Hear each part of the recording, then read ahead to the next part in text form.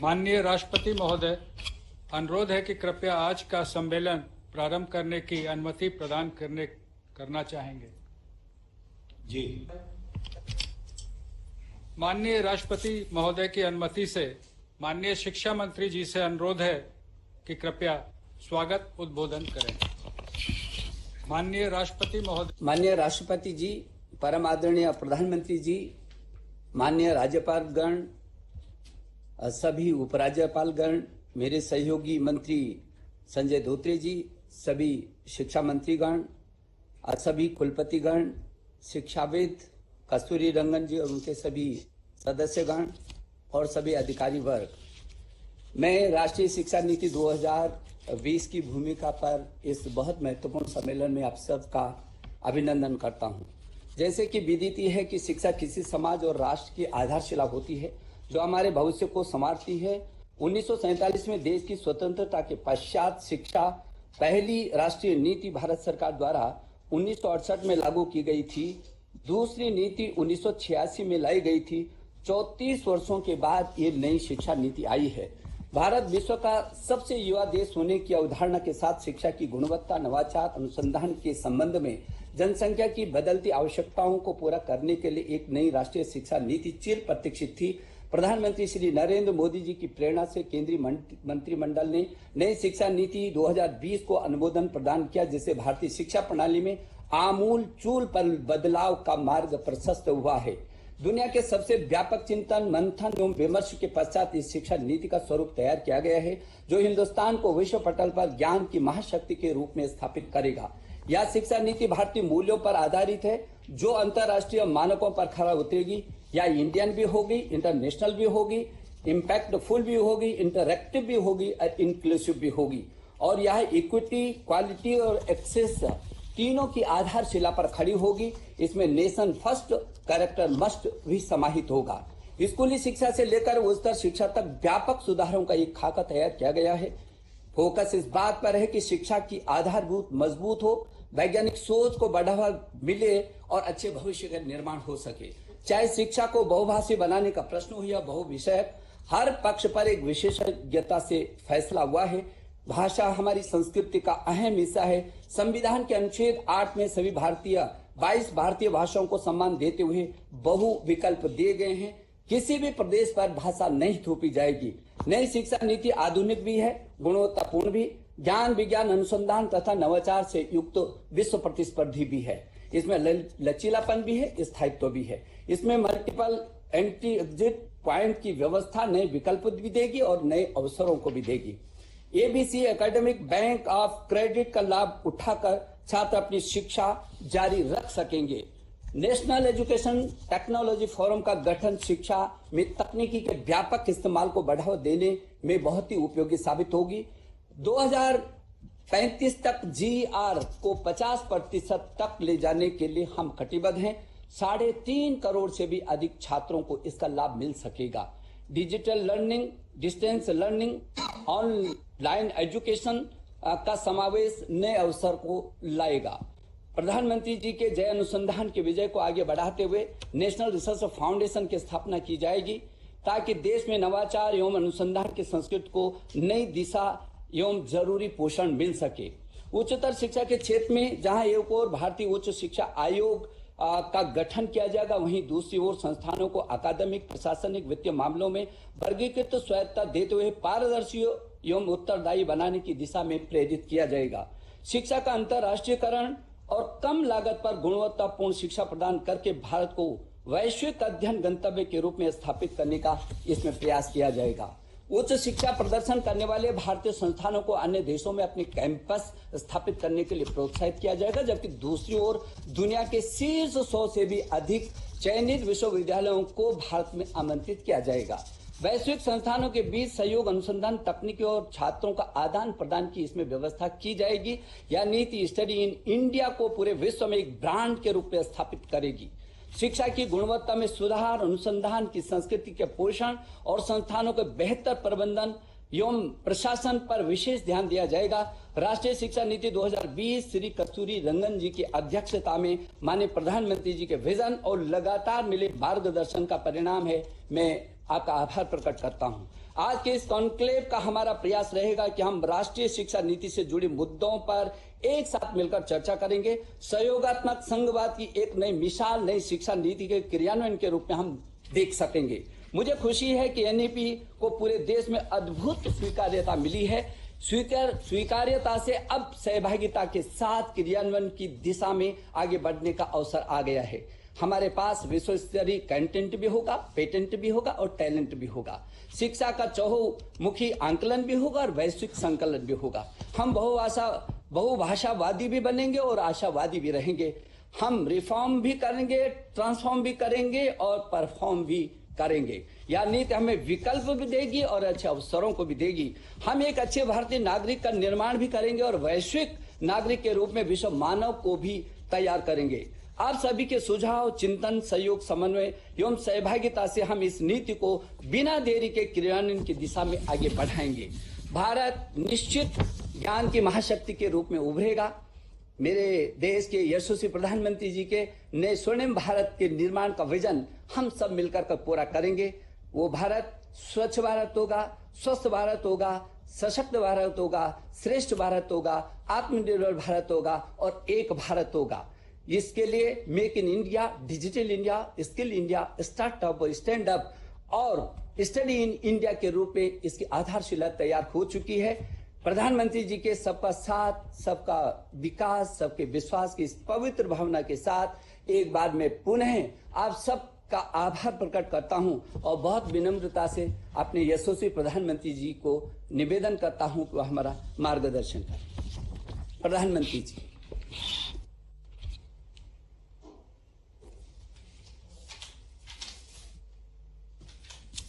नमस्कार। आदरणीय राष्ट्रपति जी, मंत्रिमंडल के मेरे सहयोगी रमेश पोखरियाल जी, संजय धोत्रे जी, इस सम्मेलन में भाग ले रहे सभी माननीय राज्यपाल, उपराज्यपाल से राज्यों के शिक्षा मंत्री, राष्ट्रीय शिक्षा नीति को आकार देने में मुख्य भूमिका निभाने वाले डॉक्टर कस्तूरी रंगन जी और उनकी टीम, अलग अलग विश्वविद्यालय के कुलपति, शिक्षाविद, देवियों और सज्जनों, सर्वप्रथम मैं माननीय राष्ट्रपति जी का आभार व्यक्त करता हूं। राष्ट्रीय शिक्षा नीति के संदर्भ में ये आयोजन बहुत ही प्रासंगिक है, बहुत महत्वपूर्ण है। शिक्षा जगत का सैकड़ों वर्षों का अनुभव एक साथ यहां एकत्रित है। मैं सभी का स्वागत करता हूं, अभिनंदन करता हूं। मान्यवर, देश की एस्पिरेशंस को पूरा करने का बहुत महत्वपूर्ण माध्यम शिक्षा नीति और शिक्षा व्यवस्था होती है। शिक्षा व्यवस्था की जिम्मेदारी से केंद्र सरकार, राज्य सरकार, स्थानीय निकाय सभी जुड़े होते हैं। लेकिन ये भी सही है कि शिक्षा नीति में सरकार, उसका दखल, उसका प्रभाव कम से कम होना चाहिए। शिक्षा नीति से जितना शिक्षक जुड़े होंगे, अभिभावक जुड़े होंगे, छात्र छात्राएं जुड़े होंगे, उतना ही उसकी प्रासंगिकता और व्यापकता दोनों ही बढ़ती है। राष्ट्रीय शिक्षा नीति पर 4-5 साल उसके पूर्व ये काम शुरू हुआ था। देश के लाखों लाख लोगों ने, शहर में रहने वाले लोगों ने, गांव में रहने वाले लोगों ने, शिक्षा क्षेत्र से जुड़े अनुभवी लोगों ने इसके लिए अपना फीडबैक दिया था, अपने सुझाव दिए थे। शिक्षा नीति का जो ड्राफ्ट तैयार हुआ था, उसके अलग अलग पॉइंट्स पर भी 2 लाख से अधिक लोगों ने अपने सुझाव दिए थे। यानी अभिभावक, छात्र छात्राएं, शिक्षाविद, शिक्षक, शिक्षा प्रबंधक, प्रोफेशनल्स, सभी ने इसके निर्माण में अपना योगदान दिया है। इतना गहरा, इतना व्यापक, इतना विविधताओं से भरा हुआ मंथन के बाद अब ये जो अमृत निकला है, इसलिए ही अब हर ओर राष्ट्रीय शिक्षा नीति का स्वागत हो रहा है। गांव में कोई शिक्षक हो या फिर बड़े बड़े शिक्षाविद, सबको राष्ट्रीय शिक्षा नीति अपनी शिक्षा नीति लग रही है। सभी के मन में एक भावना है कि पहले की शिक्षा नीति में यही सुधार तो मैं होते हुए देखना चाहता था। ये एक बहुत बड़ी वजह है कि राष्ट्रीय शिक्षा नीति की स्वीकारता की, एक्सेप्टेंस का मूल कारण यही है।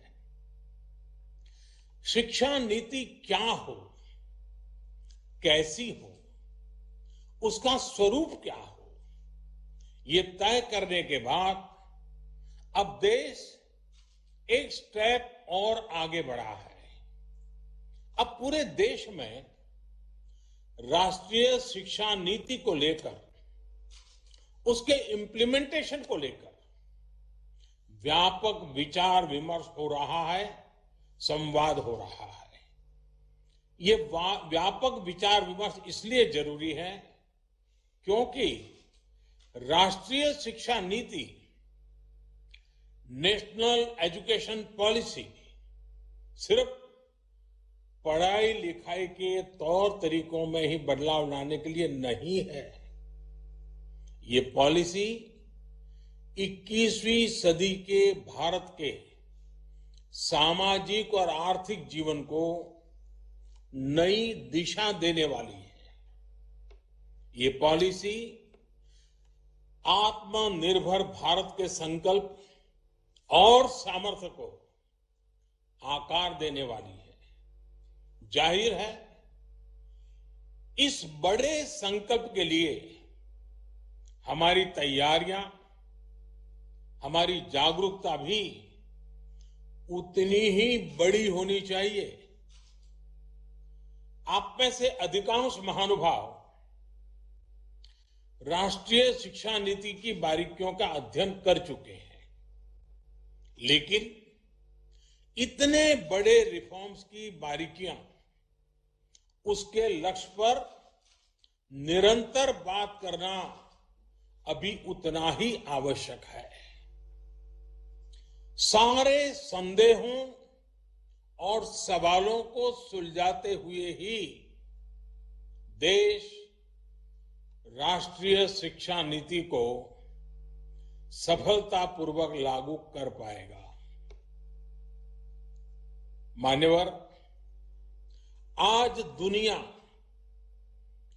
भविष्य में तेजी से बदलते जॉब्स, नेचर ऑफ वर्क को लेकर व्यापक रूप से चर्चा कर रही है। ये पॉलिसी देश के युवाओं को भविष्य की आवश्यकताओं के मुताबिक नॉलेज और स्किल्स दोनों मोर्चों पर तैयार करेगी। नई शिक्षा नीति स्टडी के बजाय लर्निंग पर फोकस करती है और करिकुलम से और आगे बढ़कर क्रिटिकल थिंकिंग पर जोर देती है।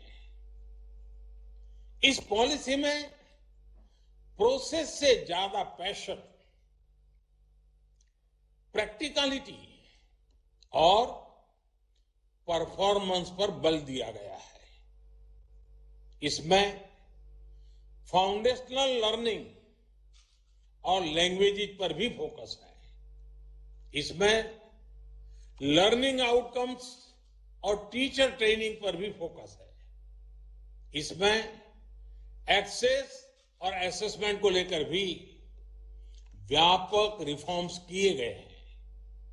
इसमें हर स्टूडेंट को एम्पावर करने का रास्ता दिखाया गया है। एक तरह से देखें तो ये वन साइज फिट्स ऑल की अप्रोच से हमारी शिक्षा व्यवस्था को बाहर निकालने का एक मजबूत प्रयास है।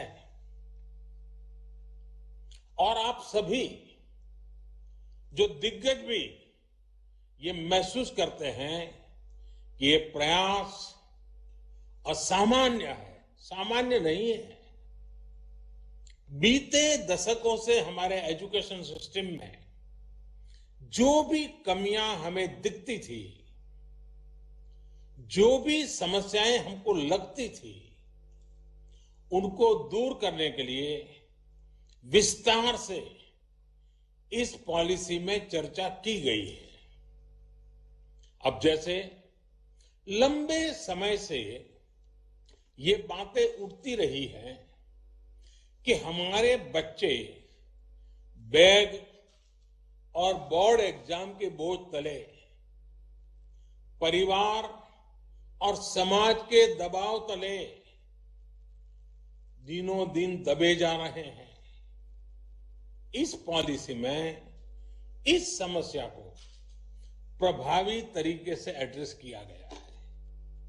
हमारे यहां तो कहा भी जाता है कि सा विद्याया विमुक्तये, यानी नॉलेज वही है जो हमारे माइंड को लिबरेट करे।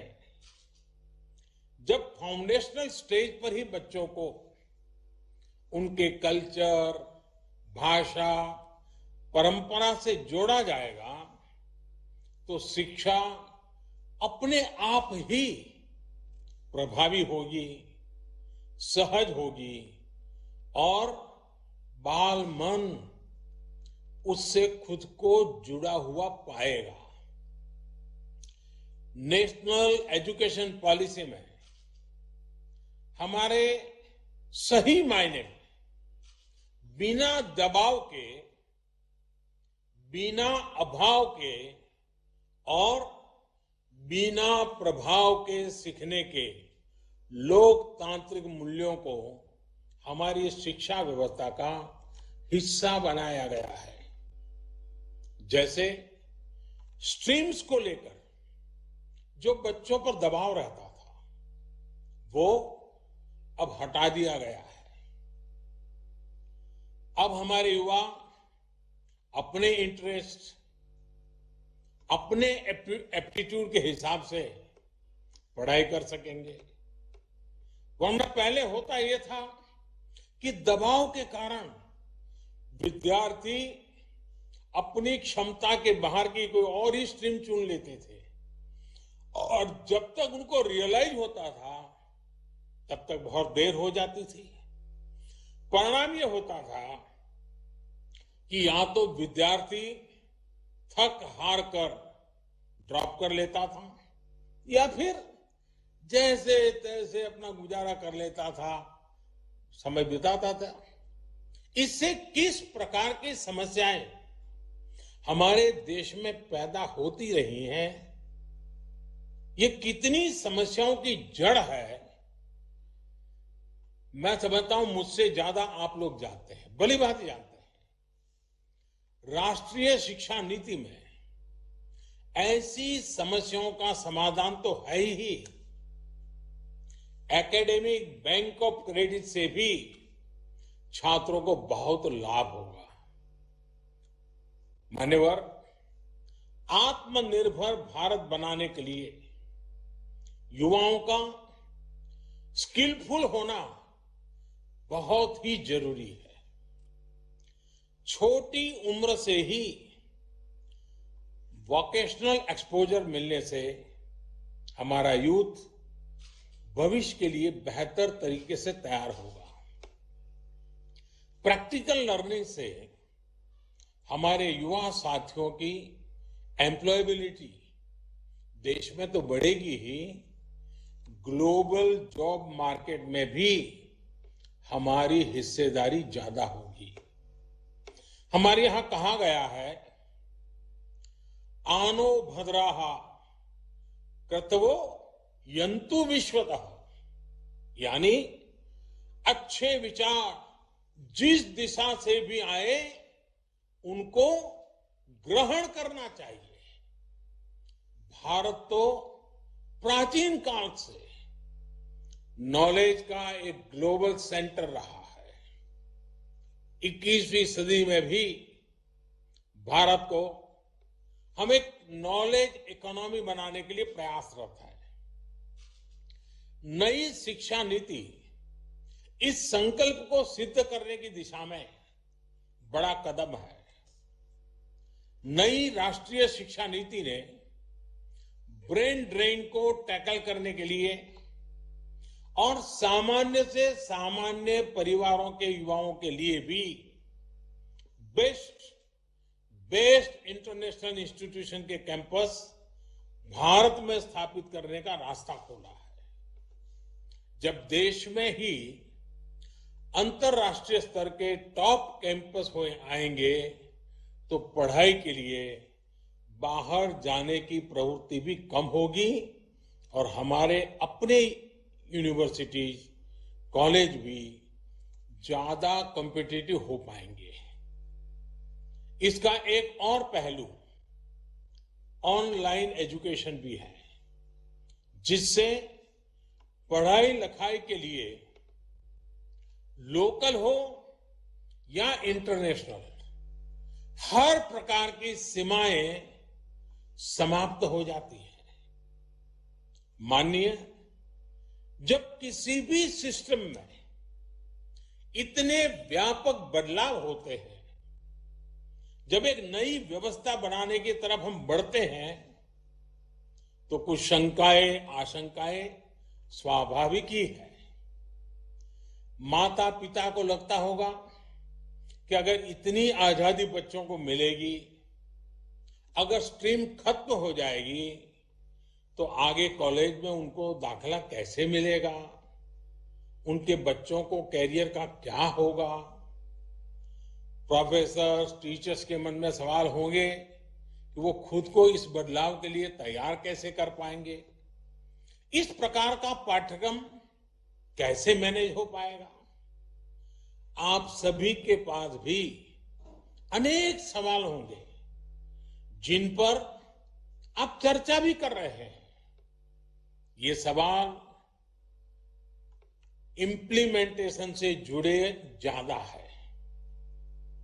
जैसे इसमें करिकुलम डिजाइन कैसे हो पाएगा, स्थानीय भाषाओं में सिलेबस और कंटेंट कैसे तैयार हो पाएगा, लाइब्रेरीज को लेकर डिजिटल और ऑनलाइन कंटेंट और पढ़ाई को लेकर जो बातें इसमें रखी गई हैं, उन पर कैसे काम होगा। कहीं साधन संसाधन के अभाव में हम अपने लक्ष्यों से चूक तो नहीं जाएंगे। एडमिनिस्ट्रेशन को लेकर भी अनेक प्रकार के सवाल आप सभी के मन में स्वाभाविक रूप से होंगे।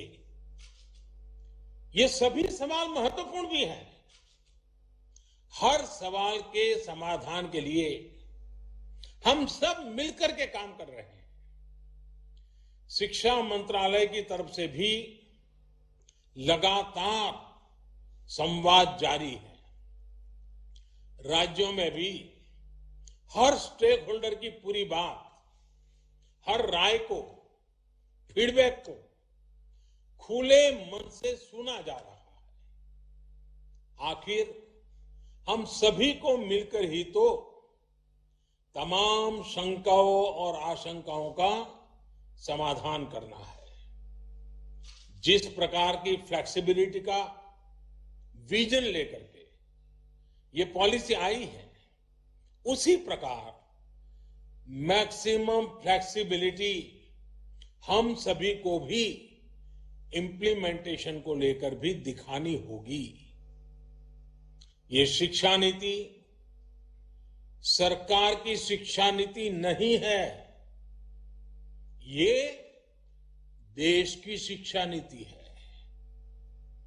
जैसे विदेश नीति किसी सरकार की नहीं, देश की विदेश नीति होती है, रक्षा नीति किसी सरकार की नहीं, देश की रक्षा नीति होती है। वैसे ही शिक्षा नीति भी कौन सरकार है, किसकी सरकार है, कौन बैठा है, कौन नहीं बैठा है, उसके आधार पर नहीं चलती है। शिक्षा नीति देश की ही नीति होती है और इसीलिए 30 साल के बाद, बीच में कई सरकारें आई, 30 साल के बाद आ रहा है, क्योंकि ये सरकारों के बंधनों में बंधी हुई नहीं है, ये देश के एस्पिरेशन से जुड़ी हुई है। माननीय राष्ट्रीय शिक्षा नीति में तेजी से बदलते हुए समय को देखते हुए, भविष्य को ध्यान में रखते हुए व्यापक प्रावधान किए गए हैं। जैसे जैसे टेक्नोलॉजी का विस्तार गांव-गांव तक हो रहा है, देश के गरीब से गरीब को, हर वंचित पिछड़े आदिवासी तक आधुनिक टेक्नोलॉजी पहुंचती जा रही है। वैसे वैसे इंफॉर्मेशन और नॉलेज तक का एक्सेस भी बढ़ रहा है। आज मैं देखता हूं कि वीडियो ब्लॉग के माध्यम से, वीडियो स्ट्रीमिंग साइट्स पर अनेक युवा साथी ऐसे ऐसे चैनल चला रहे हैं, हर विषय की ऐसी बेहतरीन कोचिंग उपलब्ध करा रहे हैं जिसके बारे में पहले गरीब घर का बालक या बालिका सोच भी नहीं सकते थे। टेक्नोलॉजी तक होने वाली इस पहुंच से क्षेत्रीय और सामाजिक असंतुलन की एक बहुत बड़ी समस्या तेजी से कम होती जा रही है। हमारी जिम्मेदारी ये है कि हम हर यूनिवर्सिटी, हर कॉलेज में टेक्नोलॉजिकल सॉल्यूशंस को ज्यादा प्रमोट करें। मान्यवर, कोई भी सिस्टम उतना ही इफेक्टिव और इंक्लूसिव हो सकता है जितना बेहतर उसका गवर्नेंस मॉडल होता है। यही सोच एजुकेशन से जुड़ी गवर्नेंस को लेकर भी ये पॉलिसी रिफ्लेक्ट करती है। कोशिश ये की जा रही है कि हायर एजुकेशन के हर पहलू, चाहे एकेडमिक हो, टेक्निकल हो, वोकेशनल हो, हर प्रकार की शिक्षा को साइलो से बाहर निकाला जाए। एडमिनिस्ट्रेटिव लेयर्स को कम से कम रखा जाए, उनमें अधिक समन्वय हो। ये प्रयास भी पॉलिसी के माध्यम से किया गया है। हायर एजुकेशन के रेगुलेशन को भी इस पॉलिसी के जरिए और सिंप्लीफाई और स्ट्रीमलाइन किया जाएगा। ग्रेडेड ऑटोनॉमी के कंसेप्ट के पीछे भी कोशिश यही है कि हर कॉलेज, हर यूनिवर्सिटी के बीच हेल्दी कंपटीशन को एनकरेज किया जाए और जो संस्थान बेहतर परफॉर्म करते हैं उनको रिवॉर्ड किया जाए। अब हम सभी का ये सामूहिक दायित्व है कि नेशनल एजुकेशन पॉलिसी 2020 NEP 2020 की इस भावना को हम लेटर एंड स्पिरिट से लागू कर सके। मेरा आप सभी से विशेष आग्रह है कि 25 सितंबर से पहले अपने राज्यों, केंद्र शासित प्रदेशों की यूनिवर्सिटीज में ज्यादा से ज्यादा इस प्रकार के वर्चुअल कॉन्फ्रेंस आयोजित किए जाएं।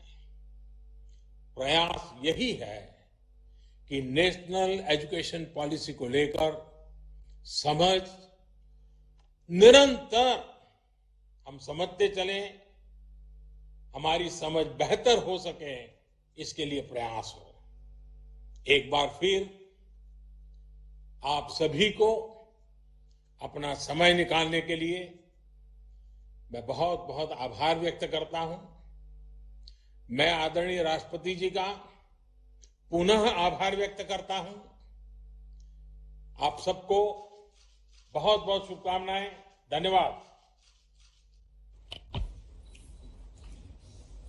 आदरणीय प्रधानमंत्री जी, आपके अत्यंत भावपूर्ण और प्रेरणादायी मार्गदर्शन के लिए हम सब हृदय की गहराइयों से आपका आभार प्रकट करते हैं। अब मैं बहुत ही विनम्रता पूर्वक माननीय राष्ट्रपति जी से अनुरोध करता हूं कि वे उद्बोधन के लिए हमारा मार्गदर्शन करें और उन्हीं की प्रेरणा से ये आज सम्मेलन हो रहा है, वो हमें पाथेय दें, हमारा मार्गदर्शन करें। माननीय राष्ट्रपति जी। धन्यवाद। राष्ट्रीय शिक्षा नीति 2020 पर आयोजित राज्यपालों के इस सम्मेलन में उपस्थित प्रधानमंत्री श्री नरेंद्र मोदी जी, केंद्रीय शिक्षा मंत्री श्री रमेश पोखरियाल निशंक जी, केंद्रीय शिक्षा राज्य मंत्री श्री संजय धोत्रे जी, समस्त राज्यपाल व उपराज्यपाल, राज्यों के शिक्षा मंत्रीगण, इसरो के पूर्व अध्यक्ष व राष्ट्रीय शिक्षा नीति के प्रमुख शिल्पी डॉक्टर कस्तूरी रंगन जी, सभी कुलपति, निदेशक व शिक्षाविद। यह शिक्षा नीति परामर्शों की अभूतपूर्व और लंबी प्रक्रिया के बाद तैयार की गई है। मुझे बताया गया है कि इस नीति के निर्माण में लगभग 2.5 लाख ग्राम पंचायतों, 12,500 से अधिक स्थानीय निकायों तथा लगभग 675 जिलों से प्राप्त 2 लाख से अधिक सुझावों को ध्यान में रखा गया है। ऐसी राष्ट्रव्यापी तथा विस्तृत भागीदारी के कारण यह शिक्षा नीति सही मायनों में राष्ट्रीय अपेक्षाओं और समाधानों को समाहित करती है। यह शिक्षा नीति 21वीं सदी की आवश्यकताओं व आकांक्षाओं के अनुरूप देशवासियों को, विशेषकर युवाओं को आगे ले जाने में सक्षम होगी। यह केवल एक नीतिगत दस्तावेज नहीं है, बल्कि भारत के शिक्षार्थियों एवं नागरिकों की आकांक्षाओं का प्रतिबिंब है। इस शिक्षा नीति के निर्माण व निर्धारण की विस्तृत व जटिल प्रक्रिया को सफलतापूर्वक संपन्न करने के लिए मैं केंद्रीय शिक्षा मंत्री, राज्य शिक्षा मंत्री, मंत्रालय के सभी अधिकारियों एवं अन्य संस्थानों के लोगों को साधुवाद देता हूं। इस शिक्षा नीति को वर्तमान स्वरूप प्रदान करने वाले पद्म विभूषण से सम्मानित डॉक्टर कस्तूरी रंगन एवं उनकी टीम के सभी सदस्य विशेष सराहना के पात्र हैं। राष्ट्रीय शिक्षा नीति 2020 के ऐतिहासिक दस्तावेज को वर्तमान स्वरूप प्रदान करने में उनके दूरदर्शी नेतृत्व एवं प्रेरक भूमिका के लिए मैं प्रधानमंत्री जी को बधाई देता हूं। राष्ट्रीय शिक्षा नीति की घोषणा के बाद विभिन्न स्तरों और क्षेत्रों में इस पर चर्चा परिचर्चा होने लगी है। शिक्षाविदों, अभिभावकों, विद्यार्थियों व सामान्य लोगों ने इस नीति का स्वागत किया है। यह कहा जा रहा है कि यदि इस नीति के अनुरूप बदलाव कर लिए जाते हैं तो भारत एक शिक्षा महाशक्ति बन जाएगा। इस शिक्षा नीति के क्रियान्वयन में राज्यपालों की महत्वपूर्ण भूमिका होगी। वर्तमान में 400 से अधिक राज्य विश्वविद्यालयों तथा उनसे संबद्ध 40,000 से अधिक महाविद्यालयों में 2.5 करोड़ से अधिक विद्यार्थी शिक्षा प्राप्त करते हैं। इस दृष्टिकोण से राज्य विश्वविद्यालयों के ऊपर एक विशेष जिम्मेदारी है। अधिकांशतः राज्यपाल ही इन विश्वविद्यालयों के कुलाधिपति हैं। विश्वविद्यालयों, महाविद्यालयों, संस्थाओं तथा अन्य स्टेक होल्डर्स के साथ संवाद और समन्वय स्थापित करके शिक्षा नीति को कार्य रूप देने में राज्यपालों को अपना योगदान देना है। मुझे बताया गया है कि कुछ राज्यों ने वर्चुअल सम्मेलन आदि के माध्यम से शिक्षा नीति के क्रियान्वयन की दिशा में परामर्श प्रारंभ भी कर दिया है। ऐसे सभी प्रयास सराहनीय हैं। सामाजिक न्याय और व्यक्तिगत उन्नति का सबसे प्रभावी माध्यम शिक्षा होती है। समाज के भविष्य को बेहतर बनाने के लिए शिक्षा में निवेश करने से बेहतर अन्य कोई निवेश नहीं हो सकता। 1968 की शिक्षा नीति से लेकर इस शिक्षा नीति तक एक स्वर से निरंतर यह स्पष्ट किया गया है कि केंद्र व राज्य सरकारों को मिलकर सार्वजनिक शिक्षा के क्षेत्र में जीडीपी के 6% निवेश का लक्ष्य रखना चाहिए। 2020 की इस शिक्षा नीति में इस लक्ष्य तक शीघ्रता से पहुंचने की अनुशंसा की गई है। शिक्षण तथा पठन पाठन ऐसा होना चाहिए जो विद्यार्थियों में अन्वेषण, समाधान, तार्किकता व रचनात्मकता विकसित करे और नई जानकारी को आवश्यकतानुसार उपयोग में ला सकने की दक्षता व नई सोच पैदा करे। उन्हें ऐसी शिक्षा दी जाए जो चरित्र निर्माण, नैतिकता, करुणा और संवेदनशीलता का भाव विकसित करे और उन्हें रोजगार योग्य भी बनाए। इस नीति के द्वारा उच्चतर शिक्षा प्रणाली में आमूल बदलाव करते हुए युवाओं को उनकी आकांक्षा व आवश्यकता के अनुरूप शिक्षा प्रदान करने की व्यवस्था की गई है। इस शिक्षा नीति में यह स्पष्ट किया गया है कि सार्वजनिक शिक्षा प्रणाली ही जीवंत लोकतांत्रिक समाज का आधार होती है। अतः सार्वजनिक शिक्षण संस्थानों को मजबूत बनाना अत्यंत आवश्यक है। नई शिक्षा नीति में इस बात पर बल दिया गया है कि हम सबको भारतीय जीवन मूल्यों पर आधारित आधुनिक शिक्षा प्रणाली विकसित करनी है। साथ ही यह भी प्रयास करना है कि सभी को उच्च गुणवत्ता से युक्त शिक्षा प्राप्त हो तथा एक जीवंत व समता मूलक नॉलेज सोसाइटी का निर्माण हो। विद्यार्थियों में मूल अधिकारों, कर्तव्यों और संवैधानिक मूल्यों के प्रति आदर भाव, देश प्रेम तथा बदलते विश्व में अपने दायित्वों के प्रति जागरूकता उत्पन्न करना भी इस शिक्षा प्रणाली का उद्देश्य है। उच्चतर शिक्षा के सभी क्षेत्रों में विशेषकर प्रोफेशनल्स को तैयार करने वाली शिक्षा प्रणाली में सार्वजनिक उद्देश्य और नैतिकता के महत्व पर बहुत बल दिया गया है। शिक्षा के माध्यम से हमें ऐसे विद्यार्थियों को गढ़ना है जो राष्ट्र गौरव के साथ साथ विश्व कल्याण की भावना से ओतप्रोत हों और सही अर्थों में ग्लोबल सिटीजन बन सके। इस नीति के द्वारा डिजिटल व ग्लोबलाइज्ड दुनिया में भारत की शिक्षा व्यवस्था का स्वरूप स्पष्ट किया गया है। सामाजिक तथा आर्थिक रूप से वंचित समूहों के लोगों को शिक्षा से जोड़ने पर विशेष बल दिया गया है। वर्ष 2025 तक प्राथमिक विद्यालय स्तर पर सभी बच्चों को मूलभूत साक्षरता और संख्या ज्ञान प्राप्त कराना इस शिक्षा प्रणाली की सर्वोच्च प्राथमिकता तय की गई है। इसके आधार पर ही आगे की शिक्षा का ढांचा खड़ा हो सकेगा। शिक्षा व्यवस्था में किए जा रहे बुनियादी बदलावों में शिक्षकों की केंद्रीय भूमिका रहेगी। इस शिक्षा नीति में यह स्पष्ट किया गया है कि शिक्षण के पेशे में सबसे होनहार लोगों का चयन होना चाहिए तथा उनकी आजीविका, मान मर्यादा और स्वायत्तता को सुनिश्चित किया जाना चाहिए। स्कूली शिक्षा को मजबूत आधार देने के लिए अगले वर्ष यानी 2021 तक इस शिक्षा नीति पर आधारित टीचर्स एजुकेशन का एक नवीन और व्यापक पाठ्यक्रम तैयार करने का लक्ष्य है। टीचर्स एजुकेशन उच्च शिक्षा का अंग है, अतः राज्य स्तर पर आप सबको टीचर्स एजुकेशन से जुड़े अत्यंत महत्वपूर्ण लक्ष्यों को प्राप्त करना है। इस संदर्भ में शैक्षिक रूप से सुदृढ़, मल्टी डिसिप्लिनरी और इंटीग्रेटेड टीचर्स एजुकेशन कार्यक्रम शुरू करने का प्रावधान है।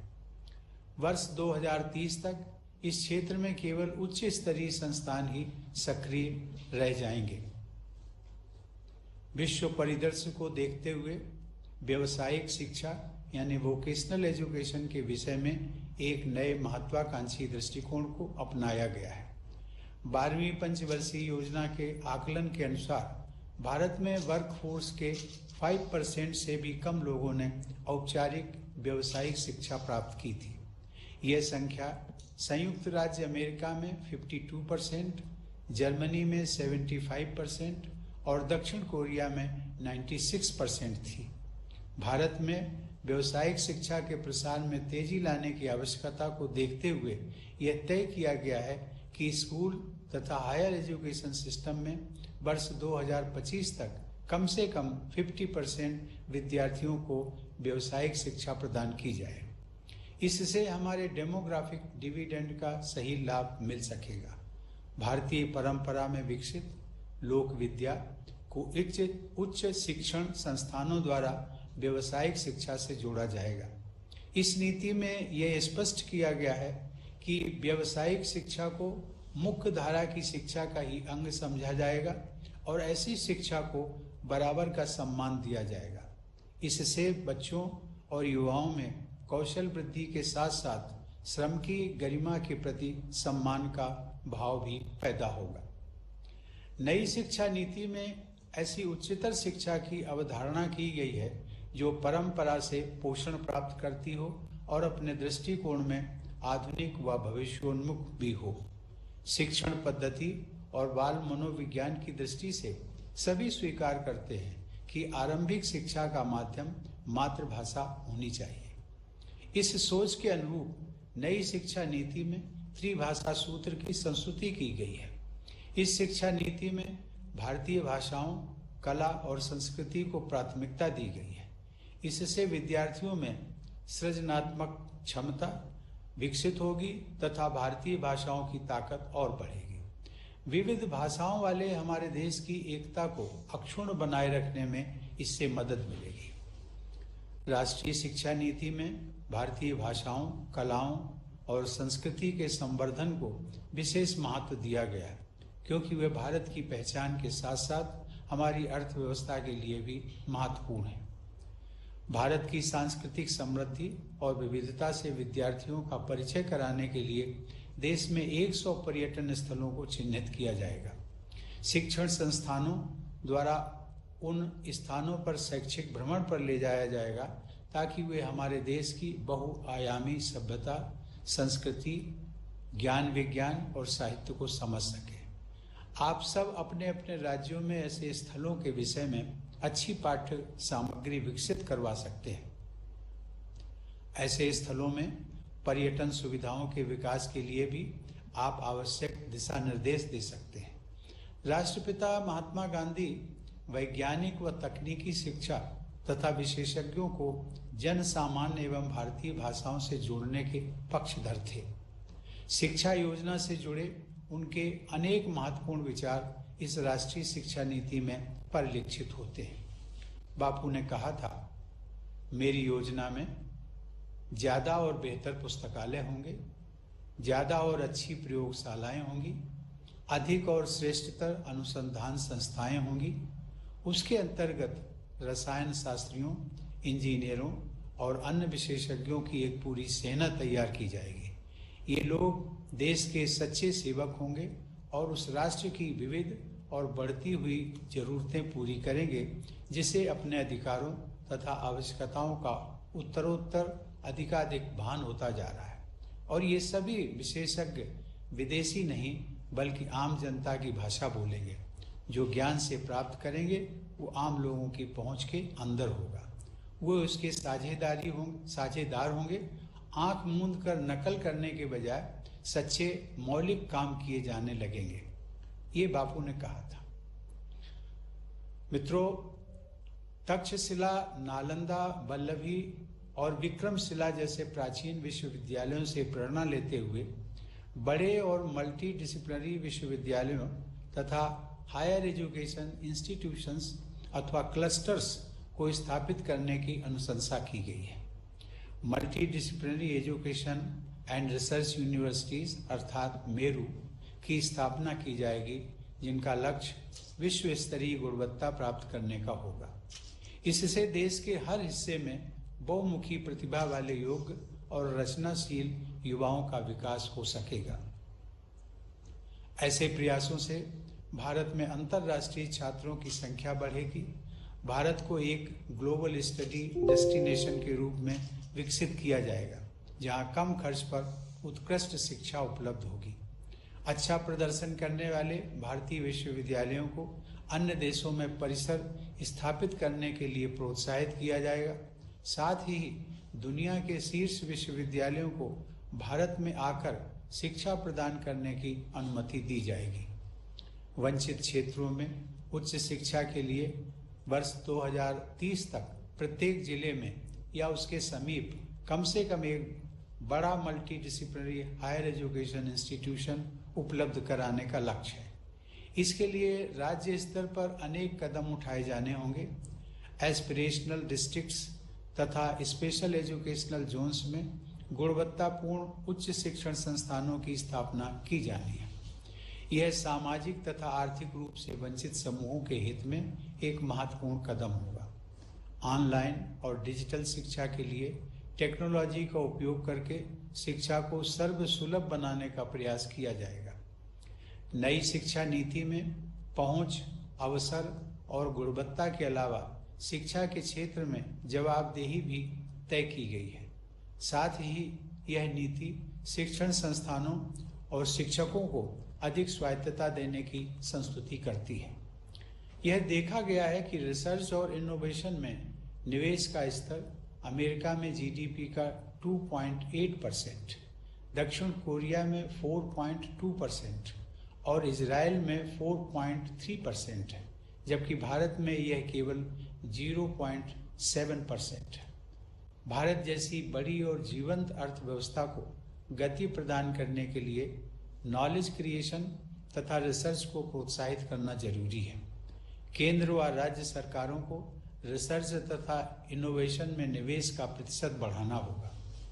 सभी क्षेत्रों में गुणवत्ता युक्त शैक्षिक अनुसंधान को प्रेरित करने के लिए राष्ट्रीय अनुसंधान फाउंडेशन की स्थापना की जाएगी। शोध की संस्कृति को मजबूत बनाने के लिए सभी विश्वविद्यालयों व उच्च शिक्षण संस्थानों को राष्ट्रीय अनुसंधान फाउंडेशन के साथ मिलकर काम करना होगा। टेक्नोलॉजी के उपयोग और इंटीग्रेशन से शिक्षण प्रक्रिया में सुधार को गति मिलेगी तथा बेहतर परिणाम निकलेंगे।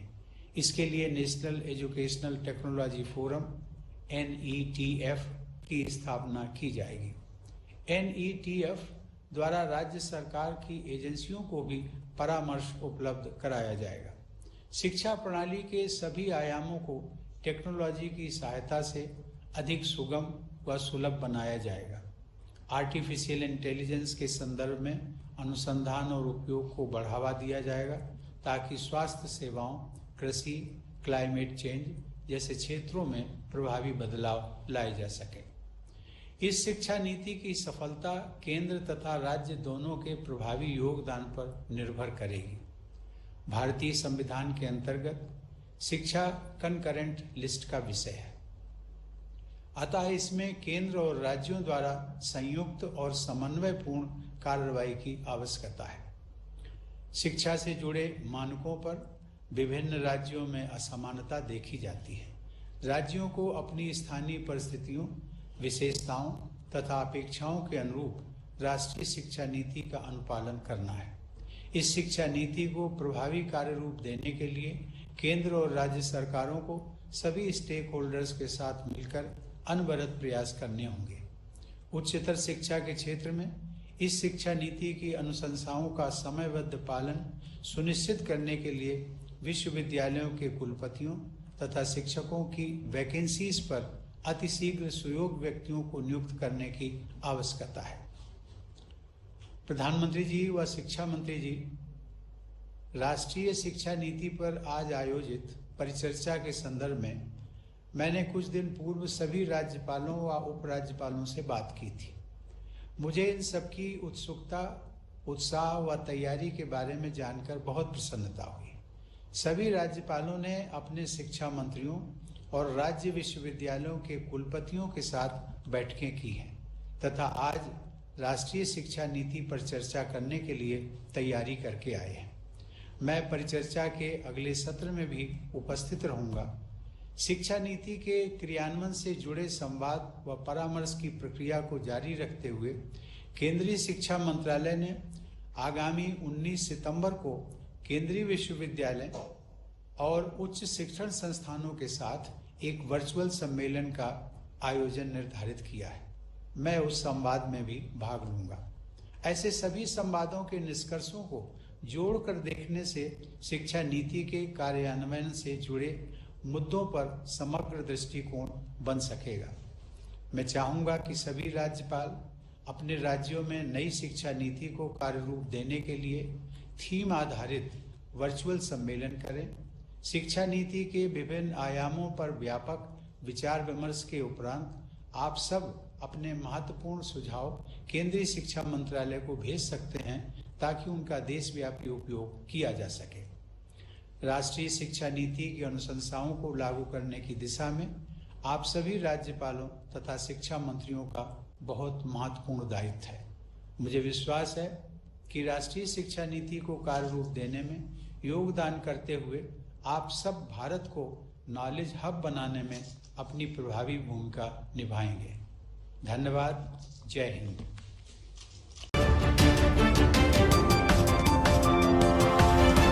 నవ్ టీవీ నిజం నిర్భయంగా